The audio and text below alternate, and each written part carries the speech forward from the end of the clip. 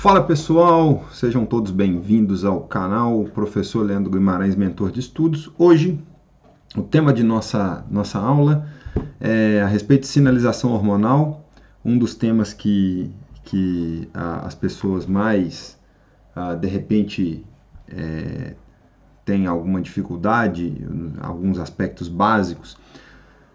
Vamos abordar um pouco. Lembrando que essa aula é uma aula curta, é uma aula para que vocês tenham um certo norte em relação aos estudos da sinalização hormonal, e é uma aula também ditada em espanhol, tá? Mais direcionada ao pessoal da carreira de medicina aí, fundamentalmente da UNR, ou tanto alunos quanto futuros alunos, quanto também para aqueles que estejam interessados no assunto e fundamentalmente não tem algum problema maior em relação a aula ser em espanhol, porque é uma aula um pouco mais direcionada para essa turma, né? Para essa galera, ok? Não deixem de se inscrever no canal. Tem vários vídeos legais aí de farmacologia, porque não sei, para quem não me conhece, né, eu tenho formação em farmácia, né, eu sou um farmacólogo, né, farmacologia é minha área de atuação de fato, e eu estou também fazendo o curso cursando medicina aqui na UNR, na cidade de Rosário, na Argentina. Beleza? Então vamos soltar a vinheta e vamos para o nosso tema de hoje. Sinalização hormonal, vem comigo!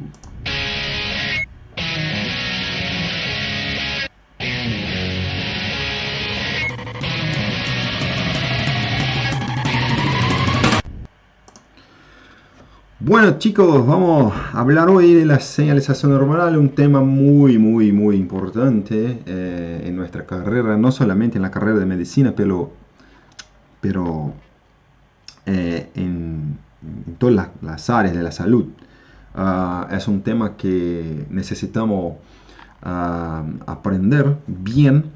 La clase de hoy vamos a hablar de los fundamentos de la señalización hormonal, una clase un poco más corta, un poco más sencilla, para que sirva de base, para que ustedes busquen un conocimiento más aprofundizado del tema. ¿Sí? Después podemos, por ejemplo, hacer más clases de contenidos en separado en relación a las hormonas, a los sistemas hormonales por separado aquí en el canal. Bueno, vamos a empezar hablando del sistema endocrino, la importancia del sistema endocrino para la regulación de nuestras funciones. Bueno, a mí me resulta importante decir que tenemos dos sistemas que rigen todos los otros sistemas en nuestro organismo, ¿no? El sistema nervioso, que va a controlar por sí solo el sistema endocrino, y el sistema endocrino regula todo el resto. Y el sistema nervioso y el sistema endocrino están en una estrecha relación por dos estructuras que son muy importantes, que es el hipotálamo y la hipófisis. ¿Sí? Bueno, miren la imagen entonces que muestra las principales glándulas que hacen parte del sistema endocrino. El sistema endocrino consiste en un conjunto de glándulas y estructuras que son capaces de producir sustancias llamadas de hormonas, y estas hormonas actúan en órganos blancos, células diana, regulando la función de estas células, de esos órganos. ¿Sí? Entonces el sistema endocrino sería un gran sistema regulador de nuestras funciones fisiológicas, digamos. Y esta imagen muestra las principales glándulas involucradas con el sistema endocrino. Las glándulas son estructuras especializadas en la síntesis de sustancias químicas activas moduladora de funciones llamadas de hormonas, básicamente, y ahí ya definí más o menos o que es hormona, ¿no?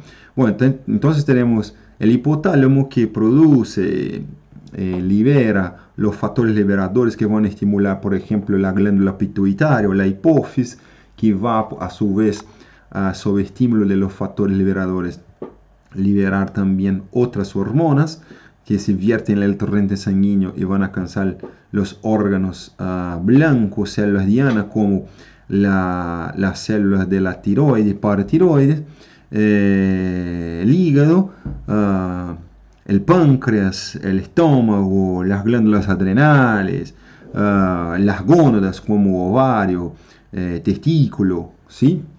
Entonces, podemos decir que las principales glándulas que hacen parte del sistema endocrino sería la hipófisis y la glándula pituitaria, o también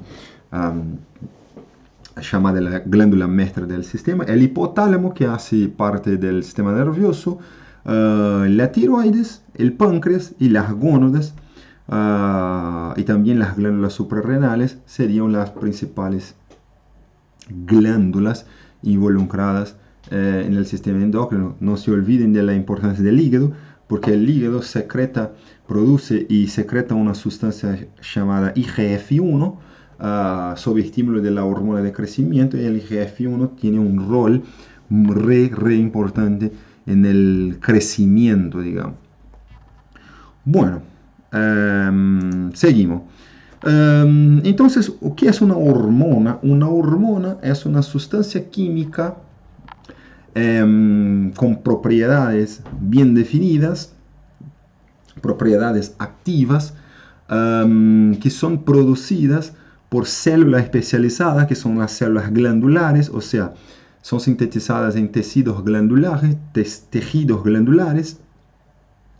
y son capaces de regular la función, la acción de otras células, de otros tejidos, activando receptores específicos para estas hormonas y modulando entonces toda la función de estas células y tejidos. Bueno, es importante decir que las hormonas son sintetizadas en los tejidos glandulares, fundamentalmente, sufren una síntesis. Podemos tener hormonas derivadas de esteroides, de hormonas no esteroideas, como los derivados de aminoácidos, los derivados proteicos. Bueno, son almacenadas y son liberadas cuando reciben un estímulo, ¿sí? Son transportadas generalmente o libres en el torrente sanguíneo o asociadas a proteínas transportadoras hasta alcanzar su órgano blanco o célula diana, donde van a interactuar hacia asociar y activar sus receptores que pueden estar presentes tanto en la membrana como a nivel intracelular, donde se dispara una vía de señalización que culmina en la acción de la determinada hormona. Y ahí se hace toda la regulación. ¿Sí? Bueno, entonces es importante comprender que hay etapas ordenadas para que la función de la hormona se cumpla con la mayor efectividad posible. Síntesis, almacenamiento, liberación, transporte, interacción con el sistema de receptores y modulación de las funciones que genera la acción propuesta por la hormona. Bueno, ¿cómo clasificamos las hormonas? Químicamente, las hormonas son clasificadas en hormonas esteroideas y hormonas, digamos, no esteroideas.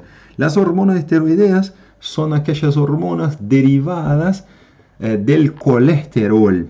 O sea, el colesterol es la materia prima básica para la formación de las hormonas esteroideas. ¿Sí?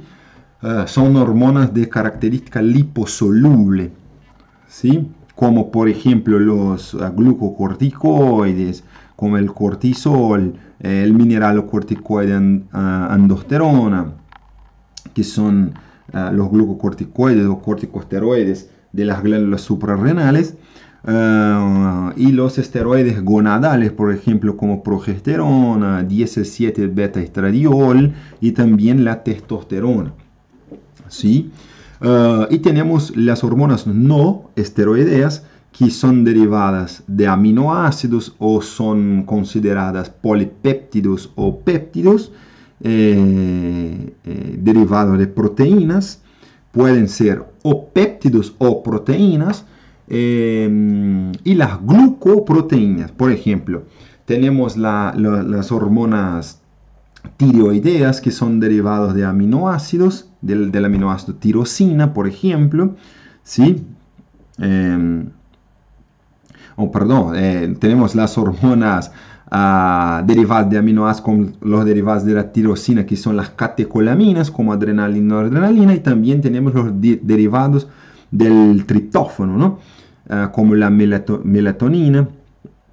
Tenemos también las hormonas T3, T4, que son todos derivados de aminoácidos, que son hormonas tiroideas, ¿sí?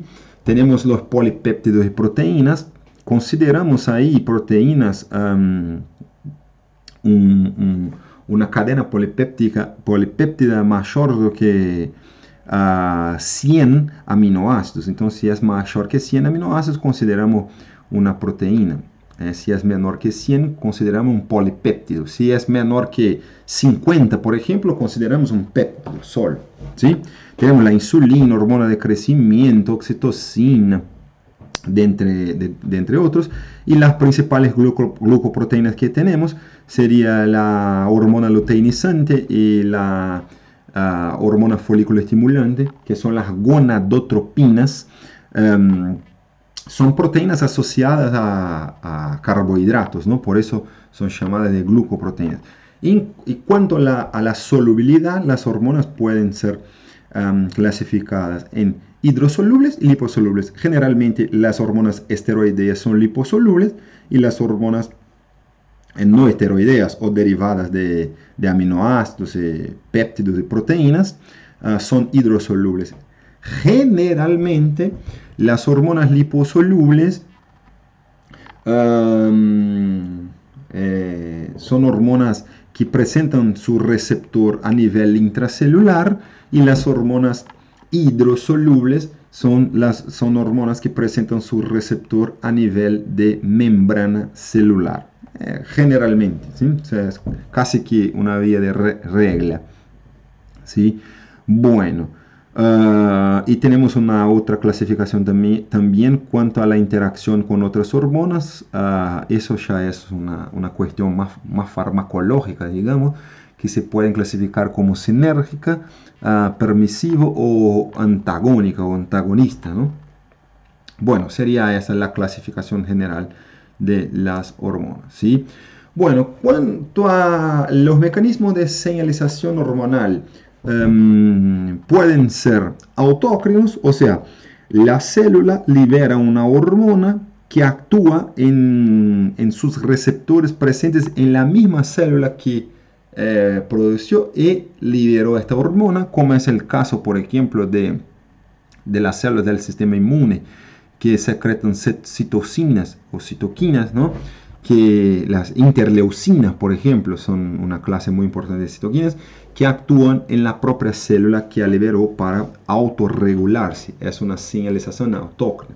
Tenemos la señalización por gap junctions, también, que son por las uniones estrechas entre las células, donde las hormonas de una célula, sintetizadas de una célula, pasan, se difunden a través de las gap junctions, que son los medios de unión que existen entre las células y alcanzan la otra célula adyacente, donde va a actuar. Tenemos también la señalización parácrina, donde una célula produce una hormona y libera esta hormona en el intersticio celular, por ejemplo, y esta hormona va a actuar en células vecinas, en células que están cerca de ellas, y la hormona va a actuar en estas células más próximas. Y la señalización endocrina, que es una de las más importantes, donde una célula produce una hormona, esta hormona es liberada en el torrente sanguíneo, viaja por el torrente sanguíneo hasta alcanzar una célula diana, su órgano blanco, donde va a actuar y regular la función. Un ejemplo de señalización, por ejemplo, parácrina sería la acción de las prostaglandinas, y de la señalización hormonal endocrina sería la principal que debemos desarrollar más, porque es la más estudiada, digamos, la más importante para nosotros, sería la señalización hormonal de tipo endocrina, ¿sí? Bueno, cuanto al mecanismo de acción, las hormonas pueden actuar estimulando receptores presentes en la membrana celular o receptores a nivel intracelular. Generalmente las hormonas hidrosolubles, las proteínas, los polipéptidos, los derivados de aminoácidos, las glucoproteínas, todas estas hormonas presentan sus receptores en la membrana de las células. Es un receptor de membrana donde van a actuar. Mientras que las hormonas esteroideas actúan en receptores a nivel intracelular, que pueden ser citoplasmáticos o nucleares, ¿sí? Sería una vía de regla. Y generalmente, un punto importante, las hormonas proteicas derivadas de aminoácidos, las hormonas hidrosolubles, suelen ser transportadas a través del torrente sanguíneo en su forma libre, mientras que las hormonas liposolubles o las hormonas esteroideas suelen ser transportadas en el torrente sanguíneo utilizando una proteína transportadora, ¿sí? Por cuestión de solubilidad, digamos. Entonces las hormonas esteroideas tienen que ser transportadas con transportadores, con proteínas transportadoras a lo largo del torrente sanguíneo, mientras que las hormonas hidrosolubles o no esteroideas son transportadas libremente, sin asociarse a proteínas plasmáticas, por ejemplo, a proteínas transportadoras en el torrente sanguíneo. Bueno, entonces clasificamos en general, se acuerdan que es una clase introductoria, no es una clase muy profundizada de la señalización normal. Los receptores hormonales pueden ser clasificados en general como metabotrópicos, que son aquellos que están presentes en la membrana, que son los receptores de las hormonas no esteroideas o hidrosolubles, o proteicas, péptidicas, glucoproteínas y derivados de aminoácidos, por ejemplo. Estos receptores pueden ser en general asociados a la proteína G o del tipo tirosina quinasa con acción enzimática, como por ejemplo los receptores de clase 1 de citoquinas, bueno, como el receptor de insulina, como el receptor de prolactina, por ejemplo. Y receptores intracelulares que pueden ser del tipo citosólicos, pueden estar presentes en el citoplasma, o nucleares, cuando estos están en el núcleo celular, ¿sí? Estos receptores intracelulares son los receptores específicos de las hormonas esteroideas. Entonces son reglas importantes a tener en cuenta cuando se estudia la señalización hormonal. Bueno, el hipotálamo y la hipófisis forman un eje que consiste en un eje de interacción entre el sistema nervioso, representado por el hipotálamo, y el sistema endocrino, representado por la glándula pineal, o también llamada de hipófisis. ¿Sí?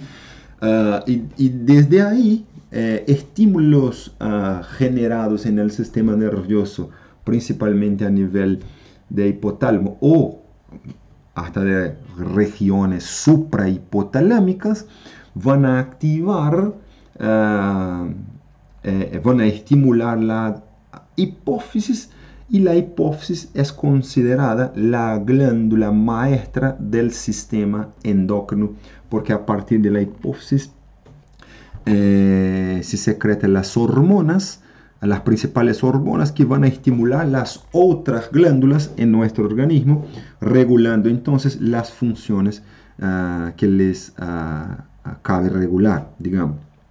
¿Sí? ¿Se acuerdan que el hipotálamo es formado de tejido nervioso? Y el hipotálamo presenta núcleos importantes, que son los núcleos hipotalámicos. De entre los núcleos hipotalámicos, uno de los más importantes sería el núcleo AR4, y también tenemos el núcleo supraóptico y paraventricular. Pero a partir del núcleo AR4 que se libera los factores liberadores que van a estimular principalmente la hipófisis, que es su región anterior, que es la adenohipófisis, ¿no? Bueno, mientras que la neurohipófisis, que es la región posterior de la hipófisis, generalmente almacena dos hormonas importantes que cuando recibe un estímulo son liberadas en el torrente sanguíneo, que es la hormona antidiurética y la oxitocina. Bueno, y la adenohipófisis, todas las otras hormonas que van a actuar en las diversas glándulas que hacen parte del sistema endocrino. Bueno, entonces, ¿cómo funciona en general el eje mencionado? El eje llamado de eje hipotálamo, hipófisis, glándula a ser estimulada. Bueno, el hipotálamo generalmente es regulado tanto por la acción de las hormonas que están actuando a nivel de las glándulas y también que están circulando en el torrente sanguíneo, cuanto también es regulado por estímulos suprahipotalámicos como el sistema límbico, el tronco encefálico, ¿sí? Bueno, el hipotálamo libera sobre estímulo una primera hormona, y esta hormona va a actuar en la hipófisis. Cuando esta hormona actúa en la hipófisis, estimula la hipófisis libera la segunda hormona, y esta segunda hormona va a viajar por el torrente sanguíneo hasta alcanzar la glándula periférica, en el cual va a estimular, e estimula la glándula periférica, que a su vez va a secretar o ser estimulada y secretar una tercera hormona, ¿sí? Tanto la primera hormona liberada por el hipotálamo, cuanto la segunda hormona liberada por la hipófisis, cuanto la tercera hormona liberada por la glándula periférica, pueden regular el eje por mecanismo de feedback fundamentalmente negativo, inhibiendo la secreción de las hormonas en las distintas, digamos, en los distintos niveles del eje, ¿sí? Entonces tenemos una retroalimentación llamada de retroalimentación o feedback largo o una retroalimentación o feedback corto, ¿sí? Bueno, como representado en la imagen. Entonces, esto es un funcionamiento, es un esquema básico del funcionamiento del eje hipotálamo-hipófisis glándula. El hipotálamo es estimulado y libera los factores liberadores que van a activar la hipófisis, van a estimular la hipófisis. La hipófisis estimulada libera hormonas que van a alcanzar el torrente sanguíneo y llegar a través del torrente sanguíneo hasta la glándula periférica, como las gónadas, las glándulas suprarrenales, la tiroides, otras glándulas que a su vez son estimuladas y liberan una tercera hormona, y esta hormona va a realizar por su mecanismo y por interacción con receptores específicos a nivel tejidual, su efecto biológico, y también pueden regular los distintos niveles del eje a través de los mecanismos de feedback negativo o retroalimentación negativa, regulando entonces los distintos niveles del eje, sea básicamente la tercera hormona secretada por la glándula regula por un mecanismo de feedback, de retroalimentación larga, ¿sí? Porque la tercera hormona puede regular en el nivel de hipófisis y en el nivel de hipotálamo, ¿sí? A nivel de hipófisis y a nivel de hipotálamo, mientras que la segunda hormona, que es la hormona liberada por la hipófisis sob estímulo de la hormona liberadora del hipotalámica, realiza una retroalimentación corta a nivel de, básicamente, de hipotálamo, digamos, ¿sí? Bueno, chicos, sería más o menos cómo funciona el eje hipotálamo, hipófisis, glándula. Entonces tenemos distintos ejes. Por ejemplo, tenemos el eje, ¿cuáles son los principales ejes, no?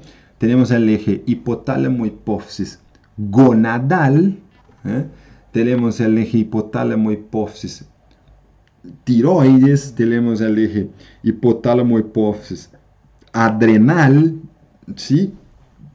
Por ejemplo, el eje hipotálamo, hipófisis gonadal tiene que ver quién serían las glándulas periféricas, las gónadas, ¿sí? Testículos varios. El eje hipotálamo, hipófisis tiroides, ¿quién sería la glándula periférica? La tiroides. El eje hipotálamo, hipófisis adrenal, ¿quién sería las glándulas periféricas?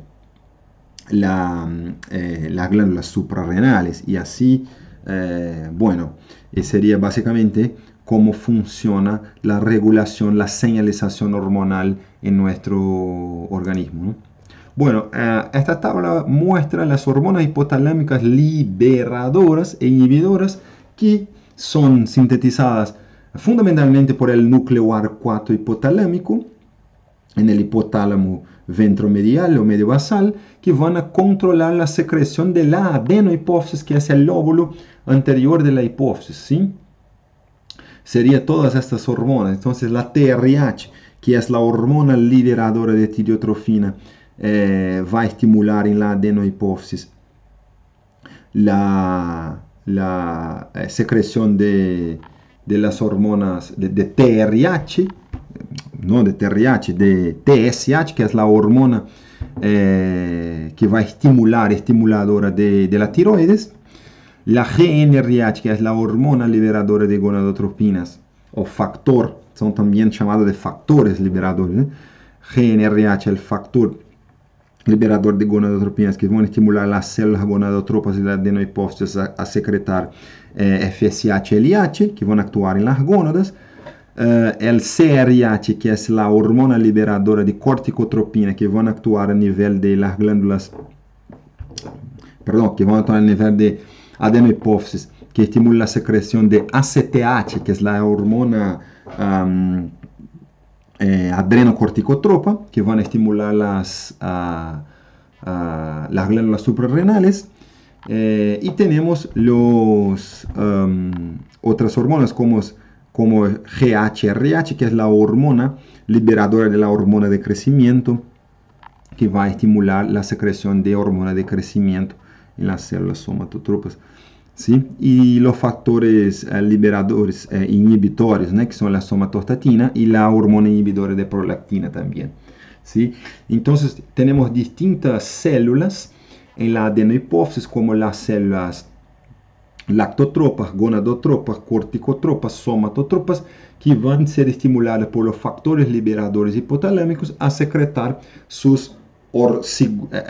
representando las segundas hormonas que van a actuar a nivel de las glándulas periféricas, que sería la prolactina, las gonadotropinas, la hormona adrenocorticotropa, la hormona de crecimiento, ¿sí? Bueno, y así va entonces funcionando el eje, va conduciendo la regulación hormonal, ¿sí? Y ahí las hormonas entonces que son estimuladas que son liberadas sob estímulo de los factores liberadores mencionados anteriormente, que son las hormonas del lóbulo anterior de la hipófisis, también llamado adenohipófisis. El núcleo AR4 es el principal núcleo AR4 del hipotálamo ventromedial o medio basal, es el principal núcleo responsable por la síntesis de los factores liberadores mencionados anteriormente. ¿Sí? Cuando son sintetizados, estos factores son llevados hasta la eminencia media por neuronas llamadas neuronas parvocelulares, y cuando estos factores llegan a la eminencia media, se difunden a través del sistema porta hipofisario, y alcanzan la adenohipófisis, donde van a estimular las células adenohipofisarias, y estimulando esas células van a secretar las hormonas ahí mencionadas, como la hormona del crecimiento, la prolactina, la hormona adrenocorticotrófica, la hormona folículo estimulante y luteinizante, ¿sí? Bueno, sería más o menos eso. Y cuanto al lóbulo posterior de la hipófisis, que es llamado de neurohipófisis, este lóbulo no sintetiza, no tiene células que sintetizan hormonas.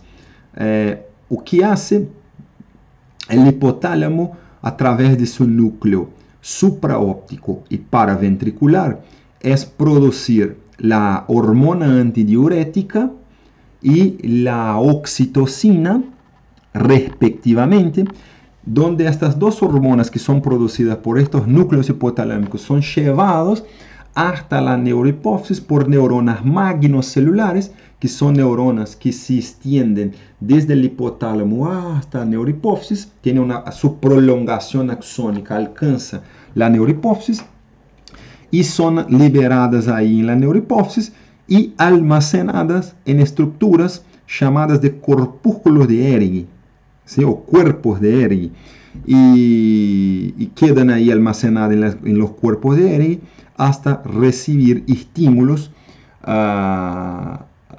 que van a culminar en la liberación de hormona antidiurética y de oxitocina por la neurohipófisis, donde estas hormonas viajan por la sangre. Está ahí entonces la oxitocina y la hormona antidiurética, que son hormonas sintetizadas en el hipotálamo, oxitocina por el núcleo paraventricular, hormona antidiurética por el núcleo supraóptico fundamentalmente, y son llevadas por neuronas magnocelulares hasta la neurohipófisis, donde son almacenadas en cuerpos de Ergi y quedan ahí hasta que llegue un estímulo para su liberación. ¿Cierto, chicos? Bueno, espero que tengan servido para ustedes la clase de hoy. Muchas gracias. No se olviden de darle like en el video si ha gustado del video, y también de suscribirse al canal y activar las notificaciones del canal. Nos vemos en un próximo video. Muchas gracias de nuevo. Chao.